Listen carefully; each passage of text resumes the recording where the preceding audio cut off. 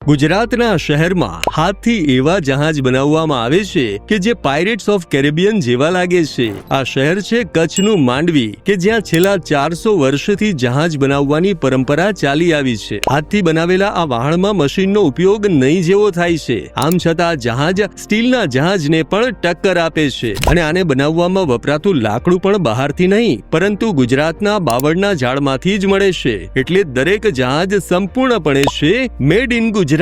પ્રક્રિયા શરૂ થાય છે જહાજની કમર એટલે કે કીલથી। પછી કારીગરો ધીરે ધીરે તેની હાડપિંજર જેવી ફ્રેમ બનાવે છે। લાકડાની પ્લેન્ક્સ એક પછી એક બાંધે છે। જ્યાં પ્લેન્ક્સ જોડાય છે ત્યાં ખાંચામાં કપાસની દોરી ભરી તેમાં તેલ નાખી હથોડાથી ઠોકવામાં આવે છે જેથી જહાજ સંપૂર્ણ રીતે વોટરપ્રૂફ બની જાય। આવું એક મોટું જહાજ તૈયાર કરવામાં લગભગ 3 થી 4 વર્ષ લાગે છે અને આ જહાજ માત્ર ભારત જ નહીં પરંતુ દુબઈ, ઓમાન અને આફ્રિકા દરિયા કિનારા સુધી ગુજરાતનું નામ રોશન કરે છે, જે દર્શાવે છે કે ગુજરાતની ધરતી પર હજુ પણ એવી હસ્તકળા જીવંત છે કે જે સમગ્ર વિશ્વને અચંબિત કરી દે છે। અને આવી જ અવનવી માહિતી માટે અમારા પેજને ફોલો કરો।